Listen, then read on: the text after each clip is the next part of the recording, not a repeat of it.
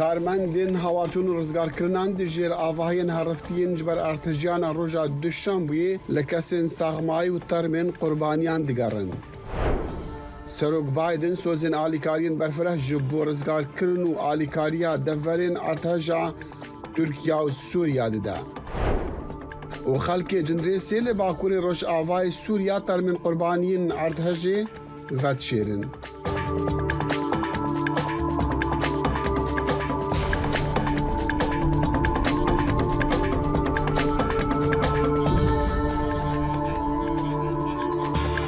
دم باش و دخیل شبوه ویا ساغی و سلامتی جوارا دخوازه دگل برنامه که دیا کرد کنکشن جدنگی امریکا لواشنطن سپیدایا روژا پنجشنبه و هر ایرو پنجشنبه لباجار انتابه ناوند دی ارتجا روژا دوشنبه عبوری کارو خوابات یا پاقشکرنا آواهین حرفتی دوام دکا و هجمار مریان لگوراجی درین حکومتی جه 14,000 درباز بویا. سروکی ترکیه رجب طیب اردوغان پیناسین کرکو پرزگریک ده برسوا روش آورته دهانه لگود جی کشو هوای دجوار زوستانی بویا سدم. اردوغان نها سردانه چند باجار رو دورین دین ارتجیان دیکا. تیمین آلیکاریان جدهان ولاتین جیهانی دگهنا باجارن راستی زیانا ارتجی بونا و به تیمین جهی راکاری جبو رزگارکرنا کسین دجیر آواهین هرفتی دا آسیمان دکن. به آلیکی دی و کار بدستین ترکیه دیبیجن او وشانا زانیارین شاش دکن آرمانچلی گروپک چاودیریا انترنیتی دبیجا کو تویتر هاتیا راگرتن کو جالی کارمندین هاوارچونی و ده حولین رزگارکرنی دا تینا بکار آنین. سروکی امریکا جو بایدن سوزا پشتگیریا تام یا حولین حکمت امریکا دا جبو آلیکاریا ترکیه و سوریا پشتی ارتحجین ویرانکر این روژا دوشنبه عبوری. دماکو ده چارشنبه سروک بایدن سردانا کارکران لویسکانسنی کری بایدن گود کو وی تلفون سروکی ترکیه رجب طیب اردوغان کریا او آگهداری کاری دیگل هفبند ناتوی کریا کو دی آلیکاریا پیشکشی ترکیه بکن. سبارت سوریه جی بایدن گود کو آلیکاری جهمو دوران رتین هنارتن بی کو ام بپرسن که او دور دجر کنترولات چه لعنی دانا. کمیسیون اروپی جی دو چهارشنبه گوتیه که سوریا دخوازه آلیکاری جیکیتیا اروپی کریا. وزیر درو امریکا انتونی بلینکن جی دی بیجا کو او لهمبر ارتحجا لترکیه و سوریه عمرنا به هزاران کسان براستی شاش و ماتمایی مایا. بلینکن گوت کو امریکا زیاتری 105 کارمندین هاوارچونی و کارمندین لزگینج بو رزگارکردنیشان دنه ترکیه وی گوت جی واشنطن دید روژین پیش داهین پیتر روحانی و زلالی بدل سرچاوانیا پیشگرتنا گلی ترکیه و سوریا کو او جی ویران بونه و گرا سرخوا. پارتیا دموکراتا گلان هدپی پارتیا باش دوا جهپا داهاتو و پارتیا کماریا گل ناوندک کوردیناسیونا کریزی لانکری وکریا او لوی دری داخوازن هریما ارتحجن گهداری دیکا او چارەسەریان جبو چارەسەریان جی تفدگرا. پامنی دنگی امریکا ایوب دمیر جوود اف راپورت گهاندیا. پشتی ارتجین ترکیه پارتین سیاسی هشیاریدان و یکسر دناو بناترا خدا ناوندین کوردیناسیونا کریزی آوا کرن. آرمانجا وان ناوندا اوه کو دملدست کسین کو دبن کاول ارتجی دا مانه اوان رزگار بکن و پیوستیا وان بچه آلیکاریه هیه کوردینه بکن. پارتیا دموکراتیکیه گلان HDP، پارتیا باش، پارتیا دوا، پارتیا دهاتو، پارتیا کوماری یا گل CHP derin navenda koordinasyona krizi jidengi Amerika'ya ravekirin. Deprem haberini aldığımız şafak vaktinden itibaren genel Pişti ارتحجی مکسل ناوندا پارتیا خواجبینه که بلد کرد و کوردیناسیون ناوندیا کریز بیگانی وکهت به مش خواجبو پیواجو هل بجارتن رکخستنه گربو تواهی آفان رکخستنان لباجار و نافچهان مکسر قلبان سر کوردیناسیون کریز ارتحجه و دوی واریده جیم سرکفتی بون. Partiya baş ragahand ku ew ê du nexweşxane kon wê li Semsûrê damezrînin û di vê koordinasyona navendî ya krîzê da pêdiviyên mağdurên erdhejê çareser bikin. Bu süreç içerisinde en çok tabii talep Di nav vê pêvajoyê de herî zêde daxwaza xwarin û vexwarin û cil û bergan tê. Dîsa ji me re ji bo rizgarbûna ji bin kavlan cî dişînin û alîkariyê dixwazin. Li ser hesabên me yên medyaya civakî û telefonan xwe digihînin maseya krîzê. Me li Enqera, Stenbol, Merheş û Edenayê depoyên koordinasyona navenda krîzê pêk anîne. Partiya dahatu radigîne ku ev kareseta erdhejê li ser welatiyan bandoreka mezin vedaye. Ew jî bi vê navenda krîzê armanc dikin ku êşa mağdurên erdhejê kêm bikin. Wek navendên partiyên din CHP jî li navenda xwe koordinasyona merkezî ya krîzê damezrandiye. CHP li vê derê bi ekîbeka mezin yekser li ser qada erdhejê pêzanînan digire û vana bi şarederî û afadê ra dabeş dike. Piştî erdhejê hemû partiyên siyasî mêza qeyranê durust kirin. Agahiyê ku li ciyê erdhejê hatin, ewan li gorî wî jî stratejî çêkirin. Eyüp Demir, Dengê Amerîka, Enkere. نها جي راستا خو بأمير دنجي أمريكا أيوب دمير لا أنكري وخججان فارقين لا مدي بمرنا أيوب أجي جموا دسبي بكمو بپرسم كاني چندي ناوندي كورديناسيونا كريزا ارتهجي ياكو اوبسيوني بيك آنيا سركتيا ودكارة آلي كاريان بجهينا دنجي ونايمن ألو داخل راستي أنا ألو فرمو عم قدريتك أيوب بله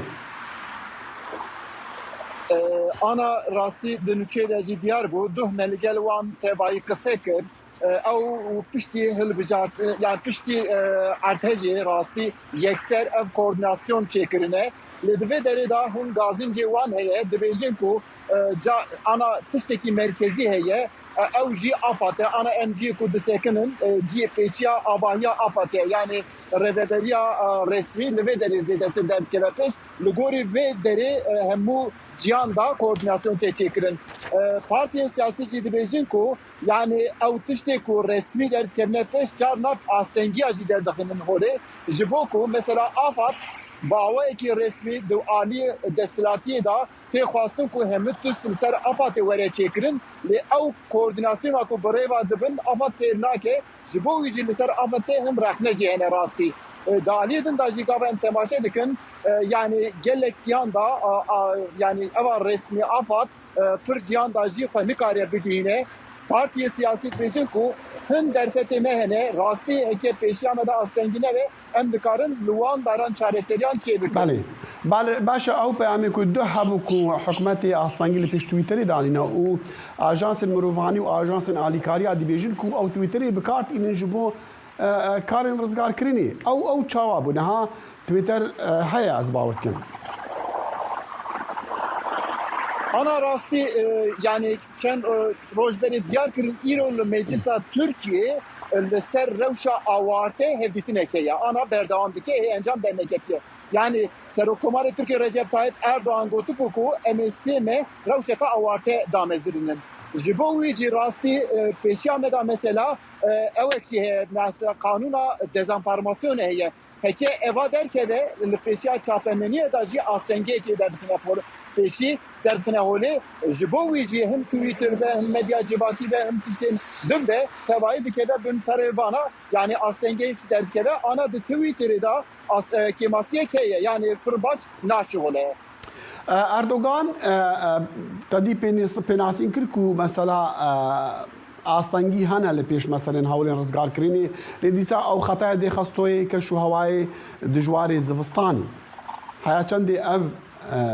راستکو او هولین رزگار کرنی تین آستان کرنی جبر سرما و تدی بفراکو لهندک جهان باریا بله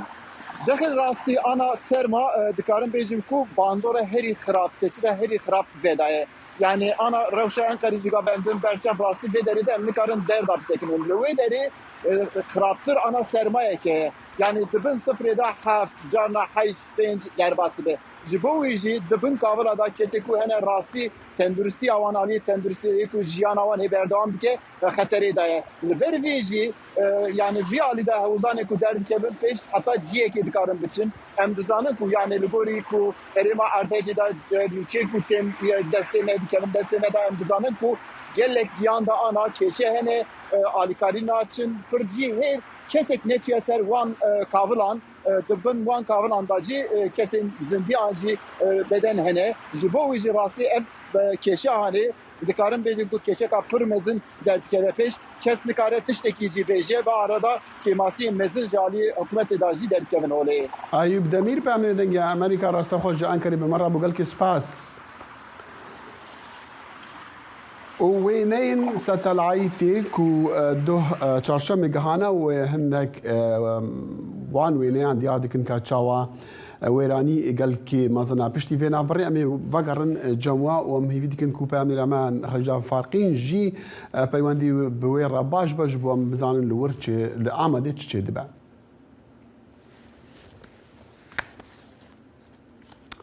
وینای ستلایتی ین دو چهارشنبه هاتینا کشاندن مزناهیا زیانین باجرن ترکیان نشان دادن وینای جالیه ماکسر تکنولوژی و هاتینا کشاندن نشان دادن که چاوا ارتحاجا ویرانکر آل باشوری ترکیه تواهیا بلوکن آواهین باجران هلوشاندن هر وساجی کونن سپی ین روشا آورتا که هاتینا ودان جه قربانیان را دیار دکن دناف آواهین ویران کریدا تین نشاندان دیاره پیوندی دیگر پامیر دنگی امریکا خلیجان فارقین وگر یا خجی دمیت باش از خوازم بزنم کاتشتی داوی لجمتا لآمده چه هیا چه دبا بله دم باش داخل ام ایرو دسته وگریان شمسوری وگریان آمده هلبت پشتی کو مدیمان سمسوری باشار دی ام دبین حمد خدا زیانا کل آمده چه بیه جایی داره کمتره بچوکتره لدی ساجی لگوری خواه براستیجی آگر بمالا گله که بسادان مالباتا کتیش برکو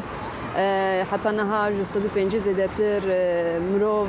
میتوان جبنی کاولان هاتن در قستن یک جوان آواهیان از خوزم نشام دم لپشت من پشت حبله اوپتی آواهیه که کو سپاجی گلوبر خویاد کن نبوی گالریای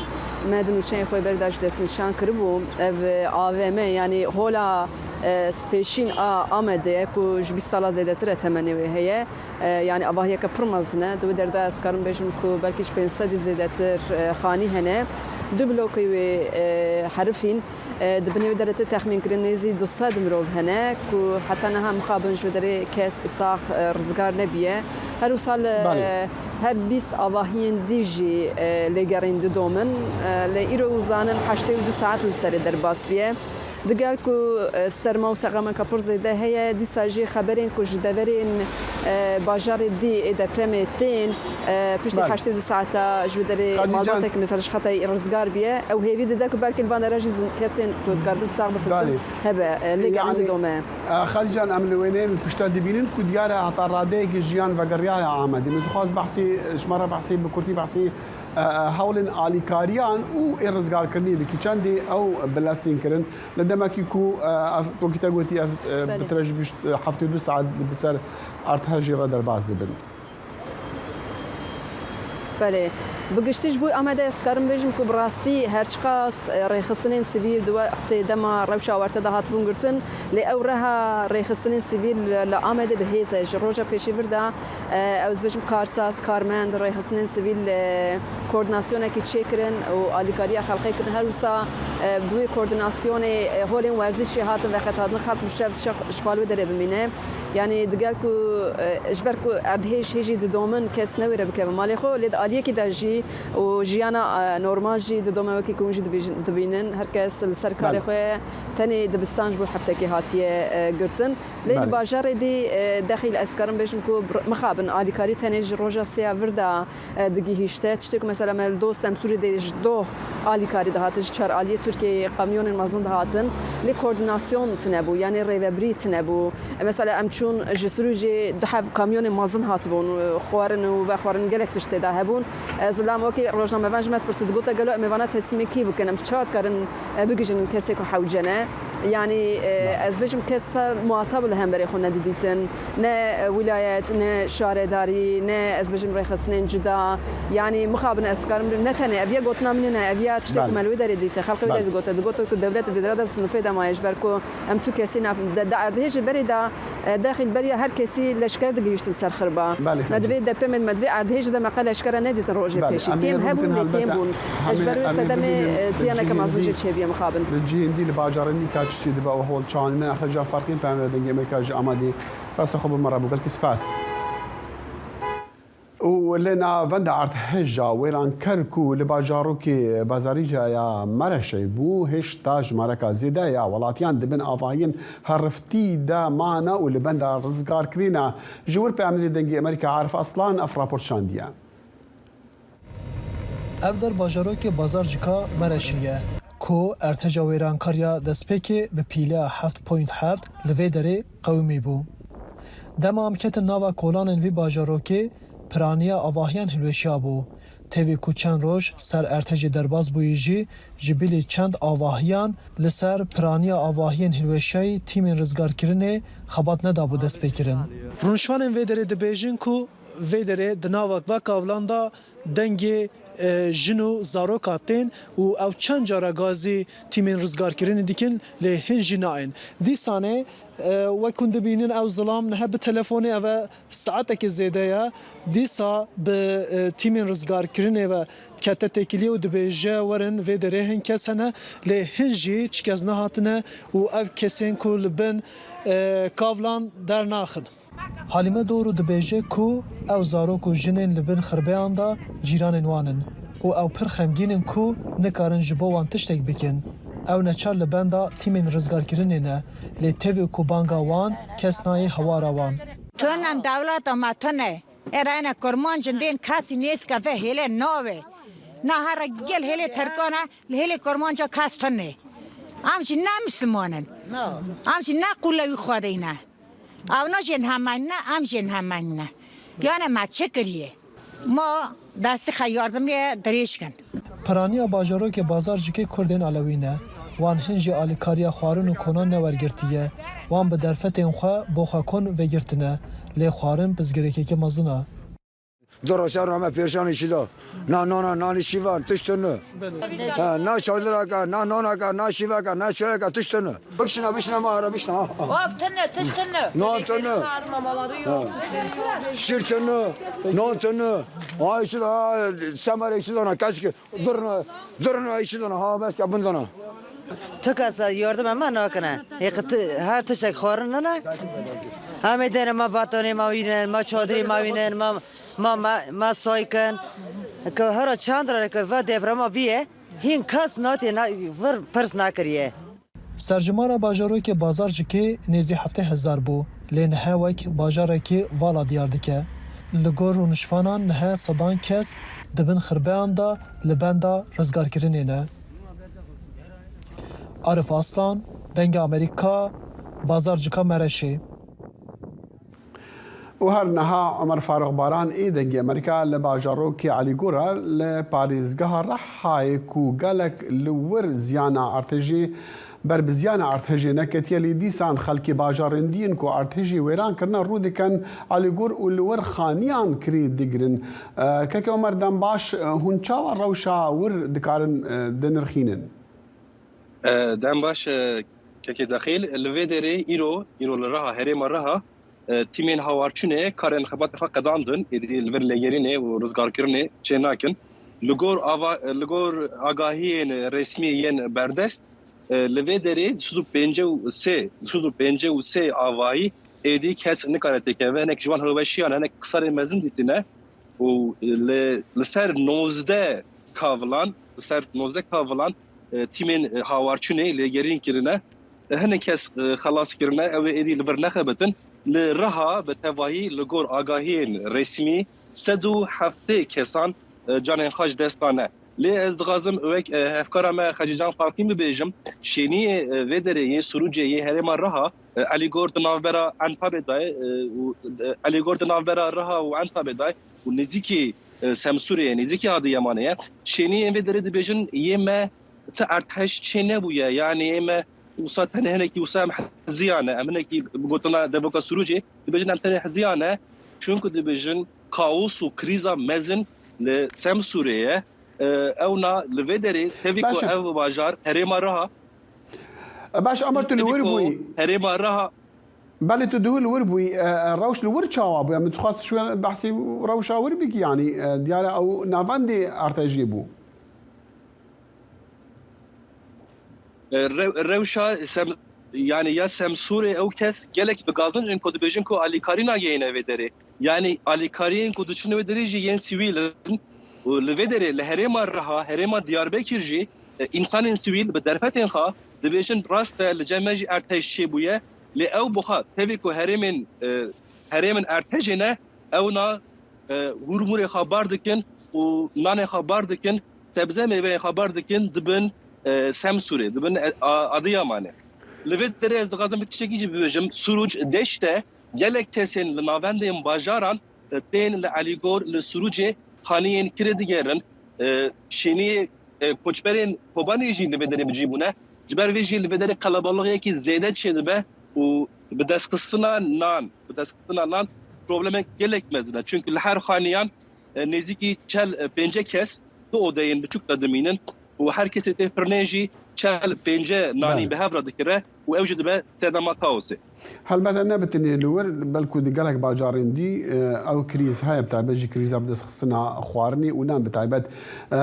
عمر فاروق باران يدنج امريكا علي جور راستو خو مره بو قالك سباس بس خاش دمش لسر آستی برسوا حکومتی و اپوزیسیونی و هاولین و گراندنا جیانا خلکی پشتی ارتحاجا ویران کر لی ترکیه امی وانداریا بریز تیب طمن جگری هف سروکی پارتیا دموکراتا گران هدپی و اندامی هدپی دی پارلمان ترکی دا دکن دم باش که تیب من دخواست ام بزان کنها بحثا راگهاندنا روشا آوارتا دی پارلمان دا تیکرن اوی ورا راگهاندن اگر بیر راگهاندن ویل بالتوایا ولاد بیان بتنی لحریم و باجارن كو راسي زرارة عرتجيبونا؟ بله دستپێک بە ڕێیا پرۆڕامەوە بەرنامەوە ئەز دەبێژن ji بۆ هەموو gelê me derbasî be û dîsa ji bo kesên lêzimên ku mirovên xwe winda kiriye ez sersaxiyê dixwazim ev keresatekî mezin e feleketekî mezin e li Bakurê Kurdistan û Tirkiye qewimî نها دوان کلیان دا روشا وارته دخازن لده باجارن که ارتهج لیچه بویه اعلام بکن چه دخازن به رنگی بکن یعنی ده اصل خود هوجهی به تشتکی وصانینه یعنی روشا وارته اون زانن لترکیه به تایبز جی دما دستلاتاریم برده جی لباجارن کردستانی اف رژیم حتی بو پیش ببرن ایروجی دخوازن ارتهج لیچه بویا پیش ببن پشتی که اردوان بانکر که اوه و رژیم ده باجارا اعلام بکه اما لگلک باجارا روزنامه‌گر هاتن بنچاف کرن پشتگیریا جبو مقدور هاته کرن هات آستان کرن کتونو در کتنا باجارا هات بسینور نشان ده که روش آورته بروش آورته حکومت یعنی رژیم AKP و MHP خازن که لوی در حقیقت و راستی بله بلا نبه كاكي طيب ما تخص فاندو بابتا تبليها بناكر مثلا كو روشا آورتا بالراغاندر مثلا مروفاني مثلا رزقاركري مثلا ونيادي جي ام زانن ديارا سروك اردوغان غوتيا كو اوي لغورا بيفان روشا آورتا بري سلادريه بكا تو لسروينا بتايبتي كاريتش بيجي بله يشخوا او تشتي از بحث كم او نمسلا من دخواست تيكالي هاولين رزقار كرنو هاولين مروفانينا كم بله فرمو لكن ذاتا لهر ده باجر روشا عفات دبيجي روش لتركيا ده قانون تركيا ده روشا هرمين عفات يا هرمين ام بيجن كراسته فاجياين خوازايل تشبو او باجار بهي رنگي هاتن اعلان كرن نال همبري خبات ويدري لهمبري ام بيجن كاروبار ويدري قد بيوستيك به روشا وارتانين بيوستي بالكاريه هي بيوستي به پشتگیری هيا بيوستي به هيا كو در فتن دولت و سفر برکن جبو وی که رژیم کنو نهوجه اجبر وی چندم بیجن کو اما که هدف لدیجی وی کنه لمجلس جام دجبری خاطین زمان کو به وی رنگ خازن زختا زده بکن وی تشتیج بو رژیم خوش بو دستلاتاری خو بکن فرصت که اف 2016 اجدا وصابو 2016 دا بانگا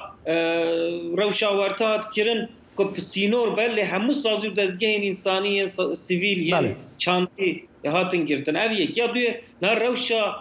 ارتهجی چیه روشا ارتهجی راستیجی لباجارا نه از کوردیناسیون کریز یا نوندی ده مل انقره هم شوپینن آگاهین گلک خرابتن لوی داره لباجارا هنگ نافچه هنگ که هینجی پشتگیری نگشتیه آلیکاری نگشتیه باشا اتزانم و به پارتی الاپوزیسیون را کوردیناسیون هيا و هفکاری هيا و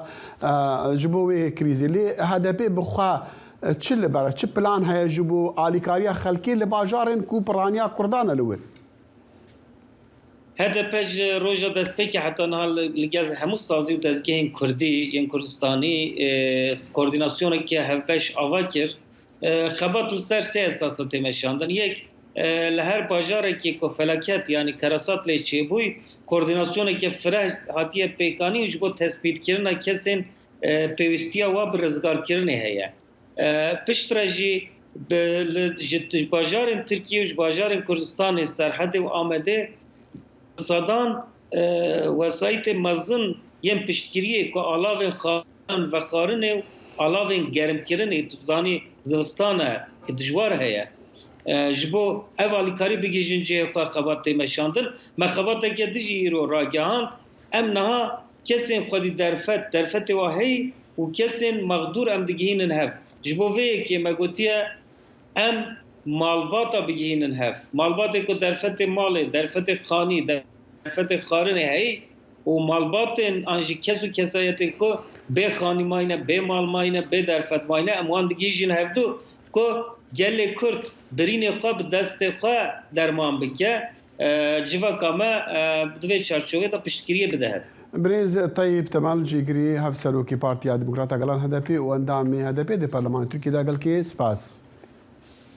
خوشتن باش رزقار بوين ارتهجا ويرانكر للسورية ده چارشم ويتر من قربانين خواف وشارتن دما كو حولو خبات رزقار كرني لجيهن هالرفيجي هال بردوامن ديمانين درونان كو كارمندن رخستيا كومين سبي لجندريسي للسورية وشاندنا خويا دكن كو غورن نو هاتنا كولان وخلقي سيفيل بسر غورو لاشين كسوكارين خوا این وشارتی دعایا دکن هولدانن آلیکاریه لسوریا جبر شر و بهفچونان کوالات پارچه کریا و بنسازیا ویجی ویران کریا راستی آلوزیان دبن هجمارا کشتین پشت راست کری لسوریا لگورا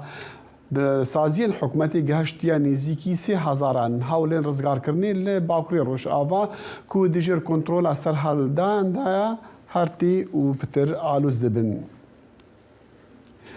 رهبریا خسر لباکوری سوریا دست به هنارتن آلیکاریان کریا جبو دورین ارتهجی کوپرانی دیجر کنترولر لاین رکابریا سوری دنه پیامنی دنگ امریکا زانا عمر رقامش و نهار رستخب مره یا زانا دم باش او چه رنگی آلیکاریان کو رهبریا خسر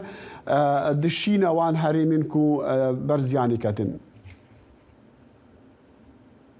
ولی دم باش دخیل جخوا ریوبری خسر حمله آلیکاری مروی جیرناوی به هفرش بو مرواهی جبو دورین ویرانکری لباکور و روزاوای سوریه دست بکریه ایرو 4 میلیون لیتر مازوت تمنی گوک پیدیا هری سرکه یجبو وان دوران گو دویرو شاچله یا سخمیده هم جبو و گوهستنه هم جبو ترمپیلا هم جبو ترمپیرین گران یین بو او ویران کردن بدن عالی رزگار کردن یش بو رزگار کردن مروان پدیبی کثر نزدی به هی به حطانها ربيبريا خسر أبيار راجهان دو بدهان سيلو ده كميون ستمانية نهال الدرجة مجلودية جريزاي من بيجيجو دفرين ربيبريا خسر دفرين أوكسيونا سيدي الجريد ده الويدري حطانها حطان بريجو أمثلي وشانا سنديشي بدن ري نهار داين جالية أوكسيوني جالية تركيا وجو درباس هر وها دنابا واني كاري عمدجي كون هنه خوارن هنه جبو ويدا دري هاتن شانتن ده همان دمي دجي همان سوتمني همان خوارن جبو دورين جير كنترول الرجيم جي هاتن حاصل كرين لدرجه عون الدادات يجري داي برجيم السوري ده حطناها اوجي نهاتيه لبوري اغاهيان ربيبريا خسر جبو دنجي امريكا ما تكسكرغو او وان علي كاريان رادستي رخصتنا كومين سبي بكن وهون رخصتنا سبي لوين داري داكو لوان قربانيان قران بلا بكن لحفانها ابيا فيك نهاتيه لوين داري سكرنا كومين دار رينادين بودرواس باش زانا ربيبريا خسر برسوا داخواز حكومه هرما كردستان عراقي داياكو ريبدن درباس كرنا علي كاريان جوان هرمان را ببورينا دغنها فرس از دخوازم بزانم کار ربیبریا خسر بری نها کو حکومت هرما کردستان عراقی داخواز کربو ری بدا گهاندنا علیکاریا کو خلکی ورد دخوازن علیکاریا کوم بکنو بگهینن وی هریمی ربیبریا خسر برسه وان دایا یا نه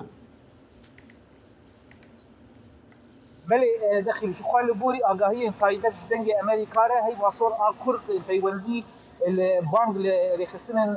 مروفيين هريما كردستان عراقي كنا برياره جود بادروش هذا يعني جرك دو الضربات نبويا ايروجي حطانها ضربات نبونا جرك علي كارين مروفيش هريما كردستان عراقي ضربات هريمن كردي سوريا بدن وجبه داري دباغو بربه هريمن كردان بالفاخه حلب وقت مقصود واشرفيه ورشاندن هم جبوا دبر الليجي لسوريا يك حطان دم ام درباس هنا حطانها ابيك فيكناها او اليكاري درباس نبوش بله زن عمر په امر دنګ امریکا ج قامش نو راستو خو مره بوګل کې سپاس او بلين صالح له برګي لګل رودا وکاندا میوانی کی هيو شیکرنوي کیش دکاتن بسر ګوتاری سالانه سروکی امریکا ل کنگرس دا پیش دو شو خۆش هاتنەوە بۆ لەگەڵ ڕووداوەکاندا سەرۆک بایدن بەشێکی زۆری وتاری ساڵانەی سەرۆکی ئەمریکای تەرخان کرد بۆ باسکردنی ڕەوشی ناوخۆی ئەمریکا و زیاتریش جەختی لەوە کردەوە پێویستە کە لێنی ناکۆچیەکانی نێوان کۆماریەکان و دیموکراتەکان کەم بکرێنەوە. هەمووتان دەزانن وەک منیش ئاگادارم لەمە خەڵک پەیامێکی ڕوون و ئاشکرایان بۆ نردوین ناکۆچی لە پێناو ناکۆچیدا ململانێ لەسەر دەسەڵات لە پێناو دەسەڵاتدا قەیران لە پێناو قەیراندا نامانگەیەنە هیچ شوێنێک. ساڵانە سەرۆکی ئەمریکا وەک بارێکی باو لە مانگی یەک یان دوودا وتارێ لە بەردەم کۆنگرێسی ئەمریکادا پێشکەش دەکا سەبارەت بە ڕەوشی وڵات. دکتۆر بیلال وەهاب لە نێوەندی واشنتۆن بۆ سیاسەتی ڕۆژهەڵاتی نزیک میوانی ئەم هەفتەیە لەگەڵ ڕووداوەکاندایە. دکتۆر بیلال زۆر سوپاس بۆ ئامادەبوونن. بە کورتی پێم بڵێ سەرنج و ڕای خۆت چی بوو لەسەر وتاری ساڵانەی سەرۆک بایدن؟ بەیانی باش کاک بەڵێن ئەم وتارێکی زۆر ئیجابی بوو بۆ معنایی کە بایدن دەیویست چاکەکانی خۆی سەرکەوتنەکانی لە 2 ساڵی ڕابردووە بەبیر گەورەترین گوێگر و بینەر کە سەرۆک ئەیبێت لە ساڵێکە ئەمە بەبیریان بخاتەوە لەلایەکەوە و لەلایەکی ترەوە بۆنی ئەوەی لێداهاتکەوە خۆی ئامادە دەکات بۆ ئەوەی کە جارێکی تر لە کێبڕکەی سەرۆکایەتی تا بەشدار بێت بۆ زۆر گرنگی بە بابەتە ناوخۆییەکان دەدات نەک بە بابەتی سیاسەتی دەرەوە چونکە بابەتە ناوخۆییەکان هەمیشە گرنگترن بۆ پرۆسەی هەڵبژاردنەوەی سیاسی و کامپینی تازە بۆ 4 ساڵی تر بۆیە زیاتر بۆنی سیاسی لێ دەهات. لەسەر پرسی سیاسەتی دەرەوەی دوای دێنە سەر ئەو پرسە، بەڵام جەنابەت ئاماژە بەوە دەکەی دەڵی سەرکەوتنەکانی 2 ساڵی ڕابردووی ئەو سەرکەوتنانە ئەوە دەگرێتەوە کە کلێنی جیاوازی و ناکۆچیەکان لەگەڵ کۆماریەکاندا نزیک بووبنەوە لە یەک یا کەمی کردبێتەوە ئەو دابەشبوونەی کە لە ئەمریکادا هەیە. سەرۆک بایدن چی کردووە لەسەرەوە؟ ڕاستی ئەم دابەشبوونە قوڵە لە زمانی ئۆباماوە زیاتر بە قوڵ بوویەوە و دەرکەوت، بەڵام بینیمان لە کاتی ترامپا زیاتر زەق بوویەوە و ئێستش بە هەمان شێوە بەردەوامە. بۆ نمونە سەرۆکی کۆنگرس کە لە پشتی بایدنەوە دانیشت بوو نزیکی 15 دەنگی بۆ دراوە بەست بۆەوەی کەوا جارێکی تر ببێتەوە نوێنەری جمهوریەکان، کەواتە حزبی جمهوریەکان لە ناو خۆشیانە ئەم ناکۆکییان هەیە. بۆیە مەسلەی یەکگرتووی هەرخۆی خطابەکە ناوی State of the Union باسی یەکگرتووی تایە، بۆیە هەمیشە مەسلەی یەکگرتووی ئەمریکا بە گرنگ باسەکرێت. بەڵام ڕاستی کێشەکان لە ناو خۆی ئەمریکا وەکو کێشەی سیاسی، کێشەی کللتوری لە بینی ڕاست و چەپ، لە بینی لیبرال و کۆنسەرواتیڤەکانە هێشتا هەر قوڵە. ئەم جیاوازی ناکۆچیانە ئەڕۆن تا ساڵی 2024 و هەڵبژاردننی سەرۆکایەتی؟ لە ڕاستیە بۆیە خاڵی مەسلەی ناوخۆیی، مەسلەی ئابووری، مەسلەی ئەوەی کە دەبێت شتەکان مەیدنە مەرەکا بێت، ئەو وشەیە یاخود ئەو چەند وشەیە کەوا لە هەمویان زیاتر دووباری کردەوە بایدن ئەوە بوو کەوتی finishing the job، دەبێت ئیشەکانمان تەواو بکەین. کەواتە زیاترەوەیە کە ئەمریکا ناتوانێت لە جیهانە بەهێز بێت ئەگەر لە ناو خۆیان لاواز بێت. بۆیە جەختکردنەوە لەسەر بابەتە ناوخۆییەکان بەڕای من هەوڵێکی بایدنە وەکو کەسێکی بەتەمەنەوەکو سیاسیەکی خاوەن خبرە کە بوێ کارە ئەساسێکی بریتی بێت لە چاکردنەوەی ماڵی ناوخۆی ئەمریکا. لەسەر دۆسەی سیاسەتی دەرەوەی دەگەڕێمەوە بۆلات. سەرۆک بایدن لە دۆسەی سیاسەتی دەرەوەییدا لە وتاری ساڵانەی خۆیدا هیچ ئاماژەیەکی نە بە عێراق، نە بە ئێران، نە بە تەنانەت کۆریای باکووریان ئەفغانستان نەکرد. ئەلبەتە کۆماریەکان ڕەخنەیەکی ئێجگار توندیش لە سەرۆک دەگرن لە وتارەیدا. داگیرکاریەکانی پوتین تاقیکردنەوەی سەردەمەکانە، تاقیکردنەوەیە بۆ ئەمریکا و جیهان. ئای ئێمە وابەستەی پرەنسیپە بنچینەیەکانین، ئای ئێمە پشتیوانی لە سەروەری دەکەین، ئای ئێمە پاڵپشتی مافی گەلانین تا ئازادانە و دوور لە سەرکوتکاران بژین، ئای ئێمە وابەستین بە پاراستنی دیموکراتی. بەڵێ ئەمانە هەمووی گرنگن بۆ ئێمە چونکە ئاشتی دەپارێزین و ڕێگر دەبین لەوەی شەڕانگێزەکان ببنە هەڕەشە و مەترسی بۆ سەر ئاسایش و گەشەکردنیش. لە دەرەوەی سنوورەکانیشمان لە ئەفغانستانەوە بۆ ئۆکراین، لە کۆریای باکوورەوە بۆ ئێران، لاوازیەکانی سەرۆک بایدن و وڵاتەکەمان و جیهانیشی خستۆتە بەرمەترسیەوە. ڕەتکردنەوەکانی سەرۆک بۆ بەرەنگاربوونەوەی وڵاتی چین کە گەورەترین دوژمنمانە کارێکی مەترسیدار و جێقایلبوون نییە. دکتۆر بیلال لە وتاری ساڵانەی سەرۆکدا تەنانەت ئاماژەیەکیش نەکرا بۆ کارەساتە سروشتەی لە سووریا و لە تورکیادا ڕووی داوە. چییە بۆ کارەکە؟ هەڵبەتە بەڕای من ئەمە هەڵەیەک بوو، یەکێک گەورەترین هەڵەی ئەم خطابی سەرۆک ئەوە بوو کە لایکەم لە ڕووی مرۆڤایەتیەوە دڵنەواییەکی ئەم هەموو هاوڵاتی کە بەتایبەتی لە سووریا و لە تورکیا بەهۆی ئەم بوومە لەرزەوە لە ئازارە ئەژین. بۆیە بینیمان بێ ئەوە یەکسەر کۆشکی سپی هەوڵیدا وەک بڵێ جۆرێک ئەو بۆشایە پڕ بکاتەوە، چونکە پێوەی دیار بوو کە ئەمە هەڵەیەکی گەورە بوو لە خطابەکەیدا. بەڵام لە هەمان کاتە ئەم بابەتە خۆی هەر ئەم وتارە لە ڕووی سیاسەتی دەرەوە لاواز بوو. باسی چینی کرد، ڕاستە باسی جەنگی ئۆکرانیا و رووسیای لە ئۆکرانیا کرد، بەڵام لە دوور و لە نزیک باسی ڕۆژهەڵاتی ناوەڕاستی نەکرد، ئاماژەیەکی بە مەسەلەی ئۆپێک و بە مەسەلەی وزەدا. بەڵام دوور لەوە ئەمریکا ئەو وڵاتەیە کە بەناو کەوتۆتەوە ناو خۆی بە وڵاتێکی زلهێز لە ساحین و دەوڵەتیە نابینێت و مەلەفە داخلیەکان وایان لێ هاتووە کە زاڵن بەسەر سیاسەتی دەرەوەی ئەمریکا. بەڵام باسنەکردنی لە هەمان کاتە باسنەکردنی سیاسەتی دەرەوە لە ڕاستیە سیاسەتی بایدنە. بایدن سەرەتا کە هات بەتایبەتی دوای 4 ساڵەکەی ترامپ باسی کرد ناوخۆی ئەمریکا، یەکڕێزی ناوخۆی ئەمریکا لایەکەوە و بۆ ئەوی بتوانێت بەرەنگاربوونەوەی کێشە گەورەکانی وەکو چین و وەکو رووسیا بکات پێویستە یەکەم لە ناوخۆی خۆیان بەهێز بێت لە ڕووی ئابوووریەوە و دووهەم ئەم چەند ساڵی لە 11 سپتمبرەوە تا ئێستا ڕوویەکی زۆری بە ڕۆژهەڵاتی ناوەڕاست داوە لەمە کەم بکاتەوە بۆی کەوا سەری قاڵ بێت بۆی کە فریایی چین و وەکو جەنابیش داماژە و پێکرد دۆسەی ڕۆژهەڵاتی ناوەڕاست یعنی هیچ شتێکی تیادا باز نەکرد ئەکرێ ئەمەوە لێک بینەوە کە بۆ لەمە و دوایە هەر هیچ نەبێ بۆ ئەم بەڕێوەبەرایەتیە دۆسەی وڵاتەکانی وەکو ئێران وەکو عێراق ئەمانە ینی ئەو گرنگی نەماوە لە استراتیژێتی ئەمریکا ئەو باەخەی کە پێشتر پێدرا ئێستا بەو شێوەیە لێ ناڕواندرێ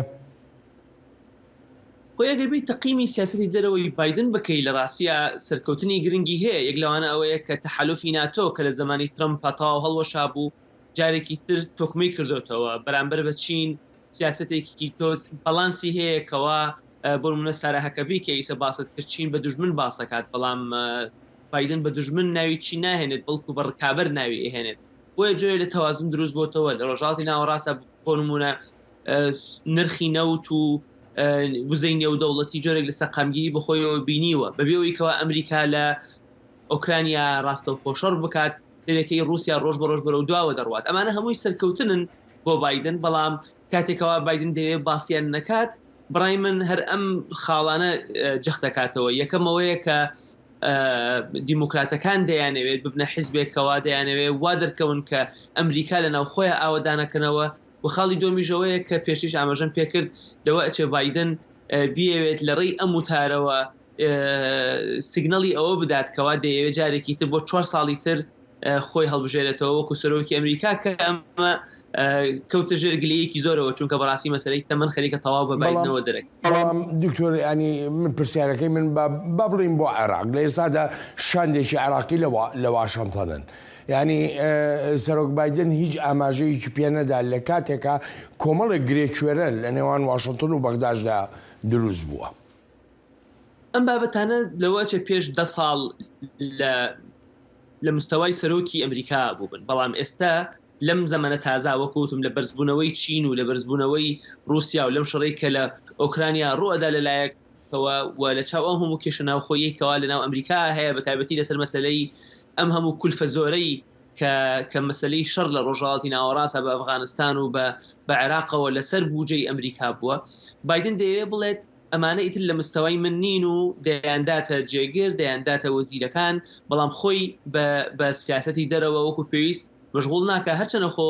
بایدن یەکێک بۆ لەو سەرۆکانەی لەو کەسانەی کە قاڵە بەڕاستی لە سیاسەتی دەرەوە هەمووکو جێگیری سەرۆک ئۆباما بۆ ماوەی 8 ساڵ و هەمووکو سەرۆکی لێژنەی سیاسەتی دەرەوە لە سەناتی ئەمریکا بەڕای من ئەمە هەڵە نییە بەڵکو ئەمە بە قەستە ئەی بۆ ئێران چۆن ئێمە ینی وەکو دەبینین ئێستا کارەساتێکی سروشتی لە سووریا و لە تورکیا دروست بووە لە کۆماری ئیسلامی ئێرانیشدا بە هەمان شێوە کارەساتێک هەیە ڕژێمێکە یەک وڵاتی کردو بە زیندانێکی گەورە سەرۆک بایدن ئاماژەی بەوەش نەکرد هەڵبەتە ئەمە ڕاستە ئەمانە ینی ئێمەمانان کە وا فێرین کە ڕۆژهەڵاتی ناوەڕاست بە تایبەتی گرنگیەکی زۆری هەبێت لەلایەن وڵاتی یەکگرتوەکانی ئەمریکاوە کاتێک کە سەرۆک بڕیاریدا کە سیاسەتی دەرەوە بەشێکی سەرەکی نەبێت لە وتارەکەی ئیترە کاتە ڕۆژهەڵاتی ناوەڕاست وەگوڵی زیاتر دواکەوێتمان کرد بەڕمونە ئیسرائیل کە هاوپەیمانێکی گەورەیە ئەوانیش گلەی بۆچی ناوێن لە کولەکەی تڕیشانە هاتەم کارە بەڵێ دکتۆر بیلال سپاس و پێزانینم زۆر سپاس دەکەم ئەلبەتە عزیزان سپاسی بێپایانم بۆ ئێوەی خۆشەویست کە تا ئێستا لەگەڵماندا بوون تا هەفتەی ئایندە و لەگەڵ ڕووداوێکی نوێدا ڕێز و خۆشەویستی بەڵێن ساڵح پەسەند بفەرموون. بەڵێ دادگای فدرالی عێراق و دانوستاندنیان توێش لەگەر سکاڵایەکی هەندێک کاربەدەستان لە هەرێم دەکەن دژی هەرێمی کوردستان کە داواکاریەکە لەسەر ئەوەی کە درێژکردنەوەی ماوەی پەرلەمانی هەرێمی کوردستان نادەستوری بێ دادگا بڕیاریدا کە لە مانگی داهاتوو مانگی سێ بڕیار لەسەر ئەم دۆسیە بداتن ئێستا ڕاستە خۆت پامیری دەنگی ئەمریکا دڵشاد ئەنوەر لەگەڵمانە بۆ ئەوی بزانین کە ئایا ڕای بەرپرسانی هەرێمی کوردستان لەسەر ئەو فشارەی دادگای فدرالی عێراق چییە؟ دەخیل دیارە بەڵێ دەخیل دیارە ڕای بەرپرسانی هەرێمی کوردستانەکەی بڵێن لایەنەوە ئۆپۆزیسیۆنەکان یاخود بەشێک لە پەرلەمانتارانی سەر بە لایەنەوە ئۆپۆزیسیۆنەکان لە پشت جوڵاندنی هەندێک لەم دۆسیانەوەن کە ئێستا لە دادگای فیدرالیەوە تاوتوێکرێ. بەڵام ڕای بەرپرسانی هەرێمی کوردستان واتە ئەو پارتانەی کە لەگەڵ لایەنە شیعەکانە هاوپەیمانەتیان هەیە بۆ پێکێنانی حکوومەتی ئێستای عێراق، ئەوان پێیان وایە بڕیارەکانی دادگای فیدرالی عێراق زیان بە ڕێکەوتنە سیاسیەکان نەگەیەنیە و ئەکا کە ڕێکەوتنە سیاسیەکان وە خۆیان جێبەجێ نەکرێنەوە. بەشێکشان پێیان وایە فشارەکانی دادگای فیدرالی عێراق بە شێوەیەک لە شێوەکان زەختێکی سیاسیە بۆ ئەوەی هەرێمی کوردستان زیاتر لە قاڵب بدرێەوە، بۆ ئەوەی هەرێمی کوردستان بە تایبەتی لە مەلەفی نەوت و گازە تەنازولی زیاتر پێ بکرێ. بۆی ئەوان بەگشتی بڕیارەکانی دادگای فیدرالی پێیان وایە تەوقیتی دانیشتنەکانی دادگای فیدرالی عێراق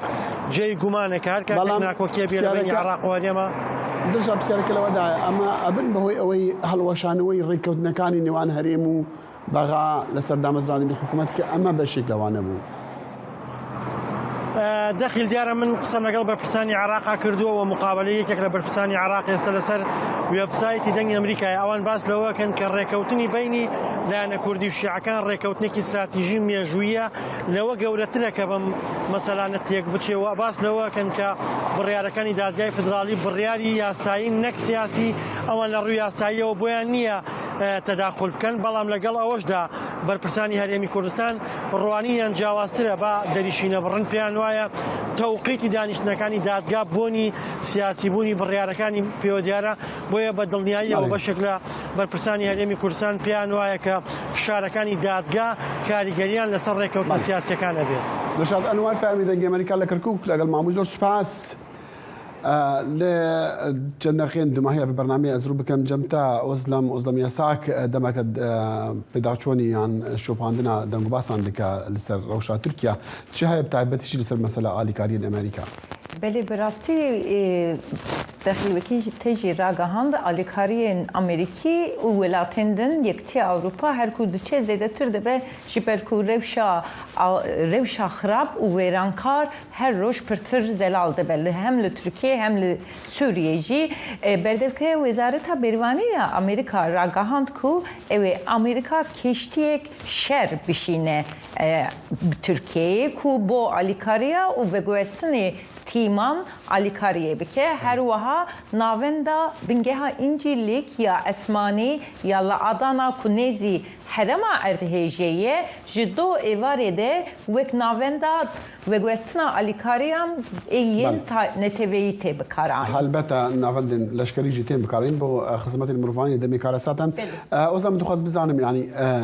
برسوا جهان بتایبەت ڕێخستنین مرۆڤانی و ڕێخستنین ساغڵەمیێژی بتایبەت سەر مەسەلا بریندار ئەم ڕەحسە بەحسا کوشتیا دەکەن بەحسە زراری دەکەن لێ بریندار ژمارە برینداراژی گەلەکە ینی چی تێکردن ji bo ku ئەو بێن چارەسەرکردن. بێ دەخیل ئیرۆ سێرس بێ بەرپرسی ساغڵەمیە جیهانێ تتروس اداهم ل ناوندا گشتی یا ڕێخستنی پرس کنفرانسێک لەوی واریدا دارخست و گوت کو لەگۆر ئاگاهیên di destê wê da wan dê zêdetirî 6,000 birîndar hene û bo niha sê balafirên pêdiviyên emeliyatan û operasyonan hene û bijîşkî şandine her wiha rêxistina saxlemiyê 3 milyon dolar ji fona lezgîniyê veqetandiye û her wiha hevtê û hev tîmên navneteveyî yên saxlemiya ji bo birîndaran gihîştiye Tirkiye. باشە ئۆزدەم ئەتزانم تو مەسەلا ڕاگەهاندن و میدیای و ڕوومالکردنا ڕەوشە تەنگاویان ڕوومالکردنا مەسەلەن ئارتێژێ گرێدای ئارتێژێ گەلکی دشۆبینی ئەز خوازم بزانم کو ڕاگەهاندنە جیهانی چاوە ڕوومالاوی چاوایە. بله ام دکانم به زلالی بیجن کو ادهیجا ترکیه و سوریه هر دو جل براستی هری زیده تر یا ترکیه دروجه و یکی یا مدیا ناونتوی یا ترکیه ده ده آژانسین سرکی ده لی تگوتن کو هجمارا کشتی و برینداران مخابن اوی هر بچه بزیده ببن لی گریدایی و دراجی آلوزیا روشا سیاسی یا ترکیه جی اوی گوهرتن ورن چکرن و گلک پرسکریک ورن درکبن هولی. يعني ما بيست طيب تمام بحثي هندي ديك مثلا اوارتكو اردوغان دخاز رابغه هنا وی کاریگەریاوی خراپە لەسەر مەسلەی ڕاگەهاندن و مەسەلە ڕووماڵی بلێ وەکی و مێدۆ ڕۆژە میوانێمێنجی هەبوون ئیرۆ ئەیبشی تێدی پێمەرێمێ گوت ڕێخستنین سربەخۆی ئینتەرنێتێ دۆ ڕاگەواندن و هەم فیسبوک هەم جی تویتر بۆ دەمێکی هاتە ئاستەنکردن لە تورکیە و ئەو جی بوو سێدەما gelek rexneyam û her wiha karbidestên Tirkiye jî ragihandin ku wan bi Twitterê civînekî 6 saetî kirine û tê êdakirin ku Tirkiye di vê civînê de xwestiye ku hing hesabên Twitterê werin astenkirin û saxweya dike ku ev alozê wê berdewam bike de. Digel hindî jî ku Twitter tê bikarînan ji bo xizmetên rizgarkirina xelkê de bi vê çendê jî em dawiya bernama Kurd Connection ya îro heta bernama bê roja yekşemê her şad û bextewar bûn û Xuda hafiz.